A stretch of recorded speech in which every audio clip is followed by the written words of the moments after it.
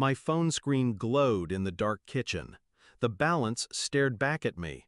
0, 0. 10 years of savings, gone in seconds. Behind me, laughter echoed from the living room. My brother-in-law leaned back in his chair, smug, swirling whiskey in his glass. "We needed it more than you," he said. "Don't act like you didn't see it coming." His wife, my sister, looked away, ashamed but silent. I trembled, my fingers tightening on the strap of my bag. My pulse slowed, sharp, deliberate. "Then you won't mind what's coming next," I whispered. They laughed. But the laugh was cut short when a loud bang shook the house.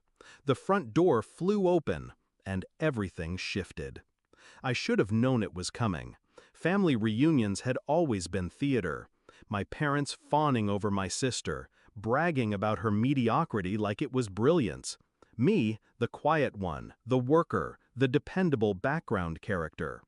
"Your sister has a new car," Mom would beam. "Your sister's husband just got promoted," Dad would add. When it came to me, silence. At best, a polite nod. At worst, "Well, you're doing fine, right?" I told myself it didn't matter, that I was building something bigger, steadier. But they weren't blind.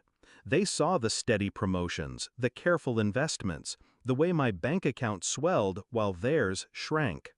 And instead of pride, it bred envy. The betrayal didn't hit me all at once. It started with small loans that were never paid back. My debit card missing for a day after a family visit. My sister brushing it off with a laugh. "You're the successful one, you won't even notice." But I noticed. And when I saw my father's signature on a joint access form I never signed, I understood. This wasn't an accident. It was coordinated. They drained me, my own family, and they expected me to swallow it. I didn't rage. I didn't beg. I planned. For months, I moved in silence. Every account rerouted, every asset transferred to trusts they couldn't touch. I set traps, legal ones, every transaction traced, every signature verified, enough evidence to bury them if I chose. And then I waited. I waited until tonight, until they thought they had won, sitting fat and satisfied in their laughter while my account sat empty. That was the night I chose to end it. The bang that shook the house wasn't my anger.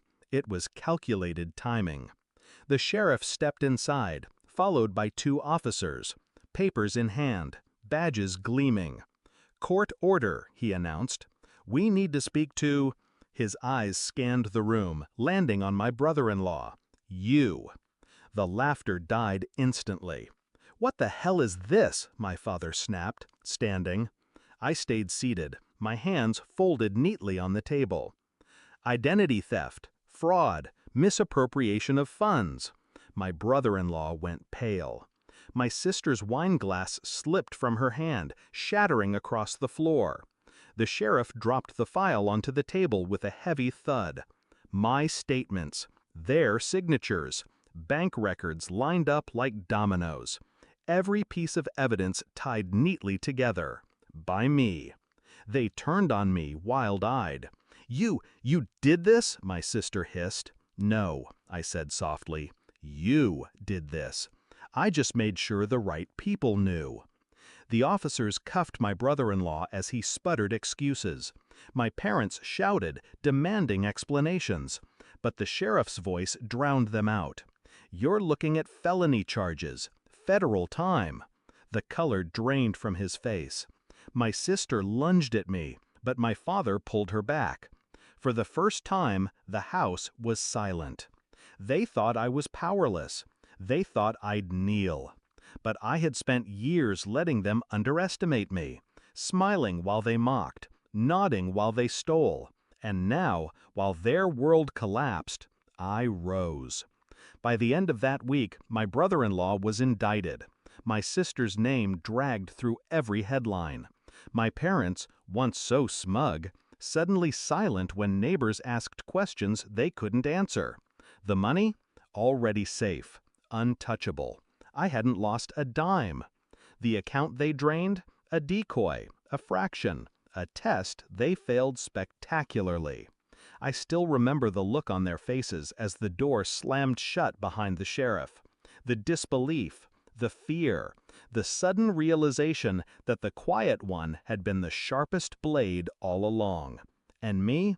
I didn't smile, didn't gloat. I just stood, adjusted my bag, and walked out. Because revenge isn't about shouting. It's about silence. The kind of silence that follows a bang. The kind that leaves them wondering, long after the cuffs click shut, how you saw it all coming.